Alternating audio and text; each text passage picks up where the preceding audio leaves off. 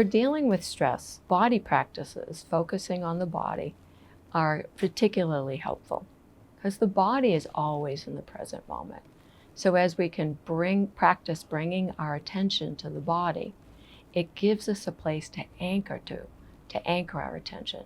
And when we're anchored in the present moment through the experience of the body, then we can be present to how our attention moves away and then bring it back again. And so as we become more intimate with our bodies, more connected to the body experience, then we can feel the experience of stress before it even happens. As we practice mindfulness with the body, we can use that as an early warning system to let us know that we're in stress.